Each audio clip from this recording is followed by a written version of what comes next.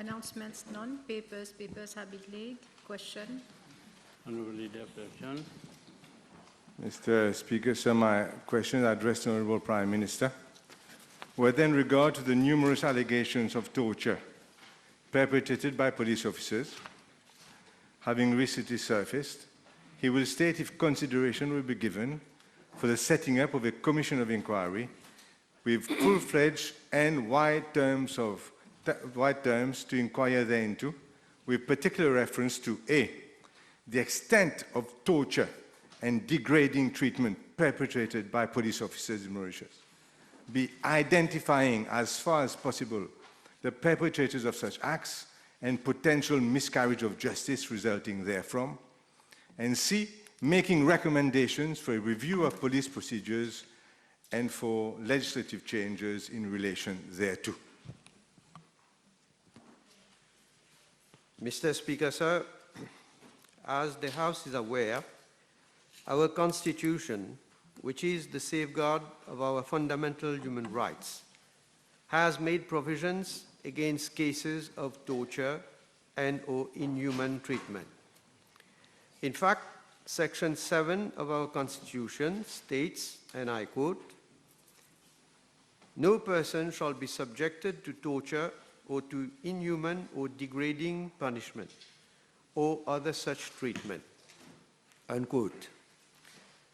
Additionally, the offense of torture is defined under Section 78 of the Criminal Code of Mauritius, which reads as follows, and I quote, "Any person who is a public official or is otherwise acting in an official capacity, or any person at the instigation of or with the acquiescence of a public official or a person otherwise acting in an official capacity intentionally inflicts severe pain or suffering, whether physical or mental, on any other person, to obtain a confession or other information from that other person or a third person, to punish that other person for an act which that other person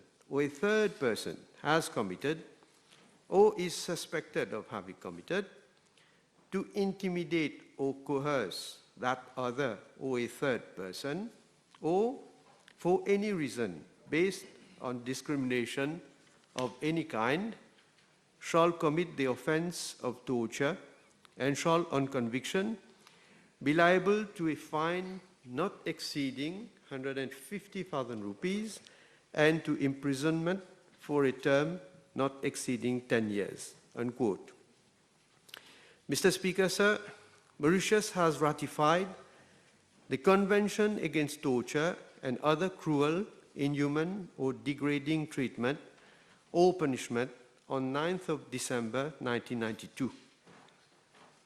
The optional protocol to the Convention Against Torture and Other Cruel, Inhuman or Degrading Treatment or Punishment was ratified in 2005. Under this convention, Mauritius has therefore an obligation to implement measures to prevent torture and ill treatment. These measures include, inter alia, education and training on protection against torture and ill treatment, the reviews of all interrogation rules, instructions, methods, and practices of public officials to prevent torture and ill treatment, the access to complaint mechanisms by people who may have suffered torture or ill treatment, the assistance and support to minimize the hardship experienced by complainants and their representatives, the investigations by independent bodies and, where relevant, alleged offenders being prosecuted, and an enforceable right for all victims of torture or ill treatment, and in certain cases, their families, to redress, including fair and adequate compensation and rehabilitation. Mr. Speaker, sir, the 5th periodic report on Convention Against Torture and other cruel, inhuman, or degrading treatment or punishment was submitted on 6th of December 2021, and its review is being awaited. It is to be noted that concluding observations were made by the Convention Against Torture on December 2018, following the submission of the 4th report in April 2016, which was reviewed by the committee in 2017. The 5th Convention Against Torture report also covered the progress made in implementing the recommendations of the concluding observations of the 4th report. Mr. Speaker, sir, government acted responsibly by putting in place the necessary mechanisms to prevent the occurrence of cases of torture by police officers. In this respect, an independent police complaints commission was set up on 9th April 2018. The objective of the IPCC is precisely to investigate into complaints made against police officers in the discharge of their functions, other than complaints of acts of corruption or money laundering offenses. The IPCC is empowered through the Independent Police Complaint Commission Act, proclaimed in April 2018, to investigate into any complaint made by any person or on his behalf against any act, conduct, or omission of a police officer in the discharge of his functions, other than a complaint of an act of corruption or a money laundering offense. Investigate into the cause of death of a person who died whilst the person was in police custody or as a result of police action. Advise on ways in which any police misconduct may be addressed and eliminated. Promote better relations between the public and the police, and perform such other functions as may be conferred to it by any other enactment. Mr. Speaker, sir, any person who wishes to lodge a complaint must call at the Independent Police Complaints Commission to make his or her complaint. A person can also make a complaint at the nearest police station. The police officer must forthwith forward the complaint to the Commissioner of Police, who shall, within 2 days of receipt of the complaint, forward it to the Secretary of the Independent Police Complaints Commission, and shall not investigate further into the complaint. An investigation is then conducted by the Commission. The complainant may be assisted by a barrister at law, and in the case of a minor, he or she should be accompanied by a responsible party. For our fellow citizens of Rodrigues, they have to make their complaint at the nearest police station. Mr. Speaker, sir, as the House is aware, there have recently been in circulation several video clips on alleged cases of torture involving police officers in the media and on the social platforms. I am informed by the Commissioner of Police that 5 cases of alleged torture by police officers have been reported, and accordingly, the cases have been referred to the IPCC. In addition, following a preliminary inquiry on those cases by the police, statements have been taken from 9 persons. The police has also arrested 6 police officers, and all of them have been interdicted. Mr. Speaker, sir, I must say that the police department has, in line with the recommendations of the Convention Against Torture, implemented the following measures to enhance the integrity of the investigation process. Since November 2013, a digital interview system has been set up in the 8 police divisions for the purpose of recording interrogation from victims, suspects in important, high-profile and complex cases. Since June 2018 to date, 805 CCTV cameras have been installed in almost all police stations. The main objectives are to promote accountability and transparency in police actions and address police complaints in an expeditious manner, amongst others. On 9th March 2015, the Commissioner of Police issued an order concerning the rights of persons arrested and detained in police cell. Police officers were instructed to immediately inform the police information room once a suspect is arrested, with a view to ensuring that the person is provided with facilities to be assisted by counsel and visited by his relatives. Police officers are provided with regular training on human rights, use of force and firearms, and ethical conduct. Since 2016 to date, 8,279 police officers have been provided with training at the Police Training School on these subjects. It is to be noted that training is also conducted at the divisional level, and police officers are also given the opportunity to attend workshops and seminars on human rights overseas.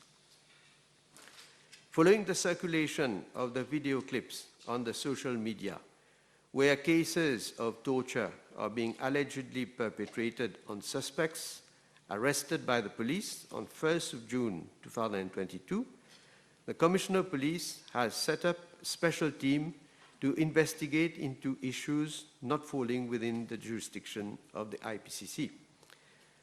Police officers of all ranks, inclusive, have been issued with a copy of the police standing orders and police instruction manual for the purpose of enabling them to enhance their knowledge on police duties, laws, and evidence, and the fundamental human rights principles.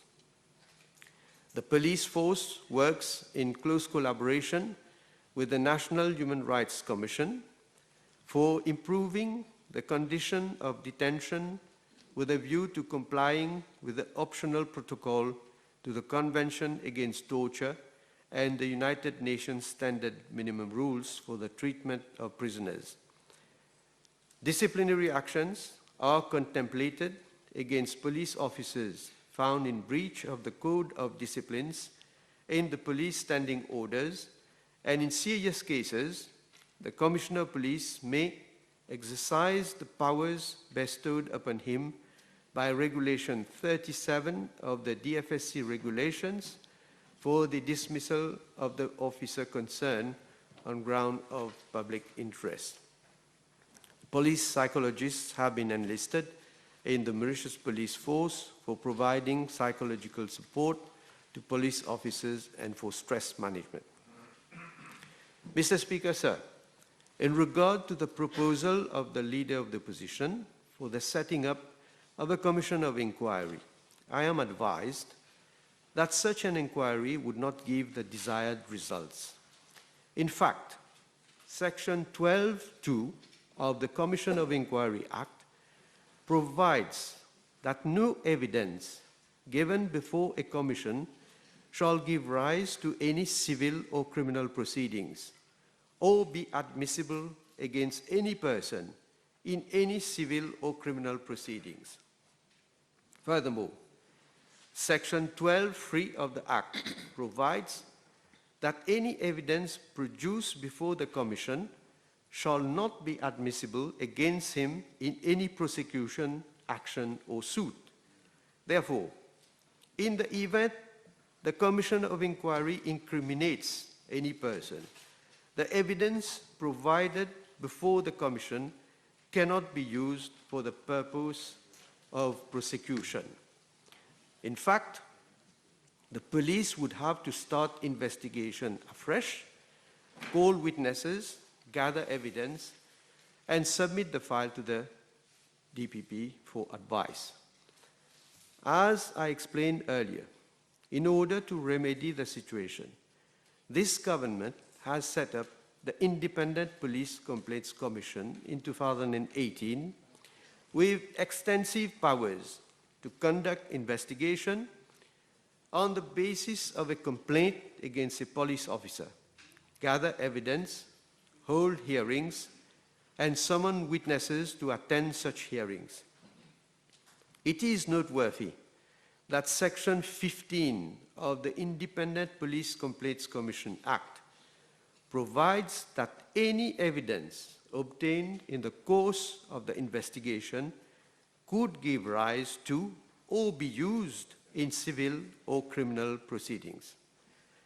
Mr. Speaker, sir, Section 16 of the Independent Police Complaints Commission Act provides that on the completion of an investigation, the Commission may refer its findings to either the Director of Public Prosecutions with a recommendation that the incriminated police officer be prosecuted for a criminal offense, or the Commission may refer the matter to the Disciplined Forces Service Commission with a recommendation that disciplinary proceedings be initiated against such police officer.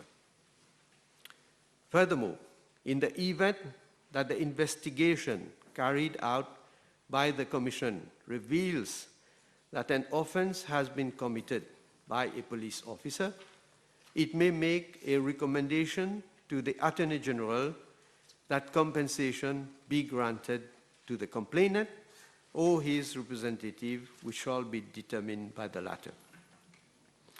Mr. Speaker, sir, in the present cases, the IPCC is already carrying out an investigation, and once it is completed, the IPCC will refer the matter to the appropriate body. If we do set up a commission of inquiry, it is likely that the IPCC will have to stop its investigation and by deference refer the matter to the commission of inquiry. Otherwise, this will lead to duplication. In any event, this will be time-consuming. It is therefore more appropriate for the IPCC to conduct the investigation and submit the matter to the relevant authority. Mr. Speaker, sir, my government believes in and welcomes any commission of inquiry which is justified and has its raison d'être. The Commission of Inquiry on Drugs is a glaring example of this. However, the setting up of the Commission of Inquiry, as suggested by the Honourable Leader of the Opposition, is not justified and necessary for the reasons I have just explained. Mr. Speaker, sir, regarding the question of miscarriage of justice mentioned by the Honourable Leader of the Opposition, I wish to point out that adequate provisions do exist under Section 19A of the Criminal Appeal Act. Mr. Speaker, sir, I would like to restate most emphatically that this government has never and shall never tolerate or condone any violence of human rights or acts of torture or degrading treatment perpetrated by any law enforcement official or institution. Police officers are recruited and are duty-bound to serve and protect our citizens. They are the guardians of the fundamental rights and freedom of our citizens. Police officers have the authority to use reasonable force in situations where it is necessary to achieve a legitimate law enforcement objective. However, such use of force should always respect our obligations under international human rights law and the Convention to which Mauritius is a party, and such force must be commensurate with due respect for human rights. But insofar as torture, inhuman or degrading treatment or punishment is concerned, no circumstances whatsoever can be invoked to justify any such acts. It is a matter of regret that irresponsible acts and doings of a few black sheep in the police force tend to tarnish its image and to bring the whole police force into disrepute. Government will see to it that such acts of misdemeanor on the part of any police officer are promptly investigated and the perpetrators brought to justice. In the present cases of alleged police brutality and torture, as I indicated earlier in my reply, as soon as the matter was reported to the Commissioner of Police, the latter, taking into account the prima facie evidence against the incriminated police officers, acted with celerity and interdicted the officers concerned with immediate effect and referred the matter to the IPCC for investigation as required by law. Mr. Speaker, sir, having said that, I hasten to add that the majority of our police officers have been discharging their duties with dedication and professionalism, winning public trust and admiration, especially during the peak of the COVID-19 pandemic. The police force is a key institution in preventing and combating crime and maintaining the rule of law. It is therefore in the interest of one and all to observe restraint and fairness in our criticisms regarding the police force so as not to undermine the morale of the force and its capacity to deliver on its mandate. On our part, the government will continue to devote all the necessary resources to the police force so that it remains fit for purpose and continues to enjoy public trust, which is a key to effective policing. Thank you. Mr. Speaker, I asked for your guidance. What are we going to do? It's nearly 24 minutes now that the Prime Minister has spoken. Only 6 minutes left for my questions. Will you give additional time? You are asking me a question. Yes? Which is not understanding my orders, okay. responsibility. Now, I want to ask the Prime Minister, no doubt that there are many heroes in police uniform, no doubt about that. But I'm asking the Prime Minister to rise to the occasion. We have commitments under the UN Convention on Torture. The justice system itself is under threat because the admissibility of evidence of confessions now are going to be questioned by jurors in particular. Mr. Speaker, so we need to move to an evidence-based justice system. We have especially to stop these inhumane acts, which are affecting lifelong suffering on people, Mr. Speaker. There's also the security of exhibit rooms. Seems you come in and out of there like you come out of a Metro Express station. The siege of drugs and weapons by the police, Mr. Speaker.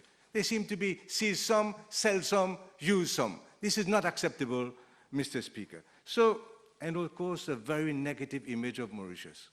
I checked this morning, 2.8 million views on Google if you tap torture in Mauritius, Torture Island, Mr. Speaker. And of course, the past miscarriage of justice. All this goes beyond, far beyond what the police are going to do, but what the IPCC is going to do. This is why I asked the government here, through the Prime Minister, to consider very seriously, for our reputation, for our people, that a proper commission of inquiry, like the Drugs Commission of Inquiry, be set up so that we can look at all these ramifications and do away once and for all with these unacceptable, inhumane acts.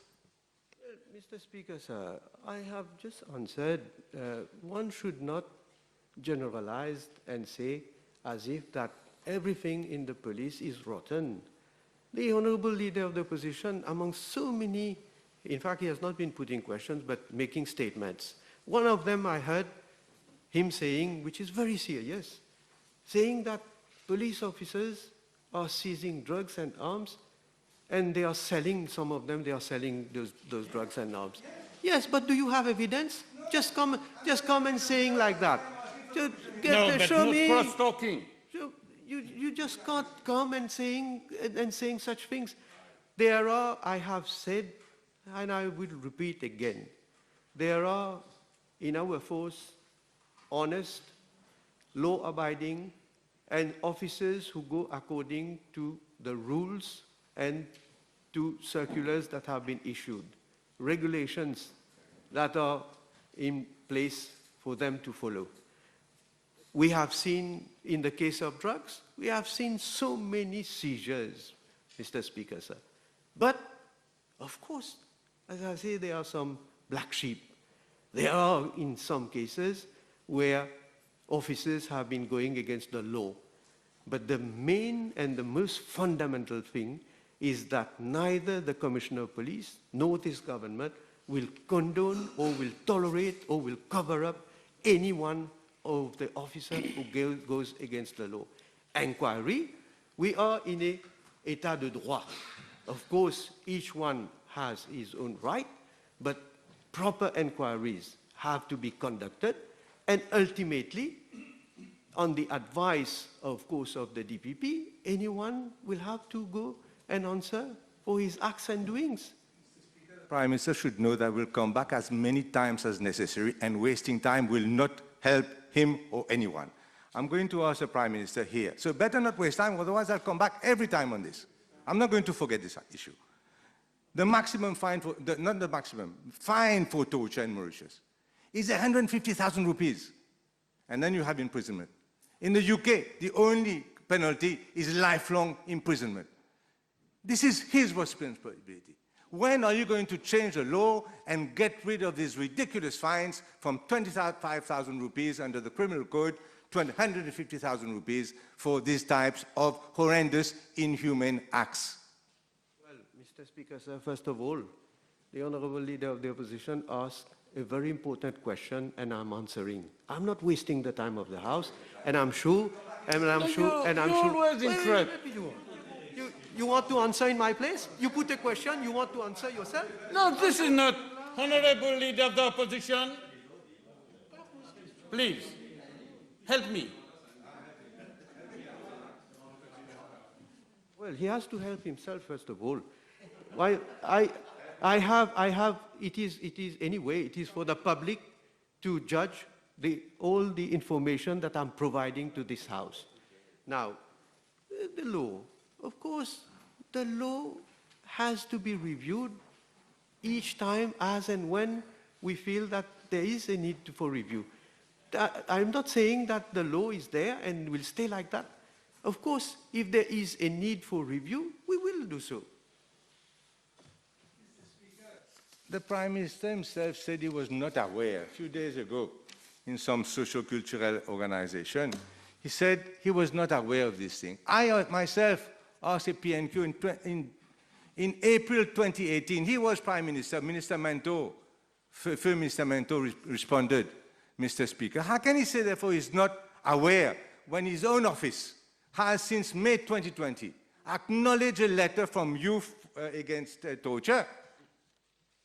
Acknowledge a letter. His own personal secretary acknowledged a letter saying that they have received a letter denouncing torture in Mauritius. How can he now, 2 years later, say, and 4 years after my PNQ, say he's not aware of torture in Mauritius and he will not tolerate such tortures in Mauritius? Well, first of all, Leader of the Opposition, don't misquote me. You were not there when I was speaking at the function. So let me tell you what I said. It was in relation to the video clips that were circulating. And it was in relation to that I said I was never made aware of such video clips. I was not even told that there were even allegations of whether torture or brutality. This is what I said. Now, I, of course, received a communication from, and it's not me anyway. And get your information right. If you get your information right, Please. I'm answering. Please.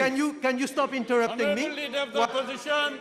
While you put question, I don't interrupt. Honorable Leader of the Opposition. Please, he has the floor. He has the floor. Please, please, please. He has the floor. He has the floor. Number one. Number two, you continue. Okay, let me say this. Mr. Speaker, sir, the honorable leader of the opposition must get his information right and not come about in this house and say anything. That communication from the organization called Youth for Human Rights International was addressed to the Independent Police Complaints Commission, not to me.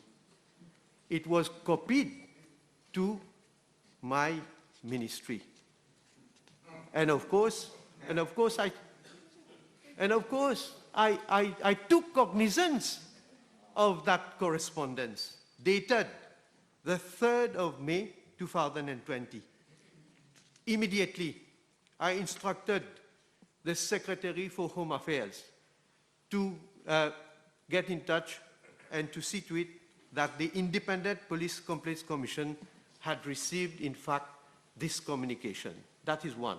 Secondly, and I can prove it, and secondly, I spoke to the Commissioner of Police to inform him that I had received such a communication where there are allegations of brutality against the police, and ascertained that the police, because it is in this letter, it is also said that it has been copied to the Commissioner of Police.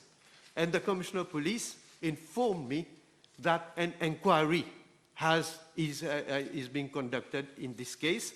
And of course, with regard to brutality, it was for the IPCC to look into the matter. And I can say that I have asked for information because I don't. Whenever there is a case which is being under investigation, I don't follow that case myself. It is only when there is an issue that I ask for information. Now, the police headquarters had immediately responded to the sender, that is, let me say let me not mention the name, the sender from this organization through email, and inform him that the complaint has been referred also to the Divisional Commander, Metropolitan Division North for inquiry. Now, I don't need to go into, I can say that the inquiry with regard to the suspect in this case, there are 2 cases which have been completed, and one case is coming for trial on the 27th of June 2022, and the other case is coming for trial on the 14th of July 2022. The Prime Minister no doubt aware that the Human Rights Report by the UN in 2021, this is what it said: impunity was a significant problem for police, and investigations involving officers often continued for years. I'm going to ask the Honourable Prime Minister concerning December 2020, the video in a USB key given to the police, various members of the police, and can you tell us what inquiry was made when that extremely shocking series of videos were given to the police, the then commissioner, through his press secretary or something, the then head of CID, who were asking for his immediate revocation? What happened to that inquiry? Well, this is what we are trying to find out now. Because I can say that I have never been made aware of, first, that there is a USB which has been supposedly handed over to the police, and secondly, never been made aware of even anything that is contained in this USB. So, and I have said, let us establish the facts, let the inquiry be carried on, and then we will know exactly what has happened at that time. Perhaps the Prime Minister did not understand my question. My question is what happened to the inquiry? And my information, Mr. Speaker, it was a very light inquiry. The inspector concerned was interviewed informally. the arrested person was interviewed informally, nothing written down. This is exactly the point, that you cannot rely on the police at any point to inquire upon the police. This is the December 2020 inquiry, supposed inquiry, exactly illustrates the need for you to rise above the problem and rise to the situation and appoint a commission of inquiry. Well, it seems that the Honorable Leader of the Opposition knows the content of the case itself. It seems. Please. I say it seems, but I can say he doesn't know, in fact, because it is for the inquiry to determine what has happened in 2020.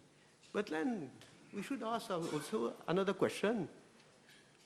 Well, from what I gather, there is a barrister who has supposedly met a former commissioner of police who has handed this video clip, supposedly, I cannot say whether it is to the former commissioner of police or to an officer of the investigating unit.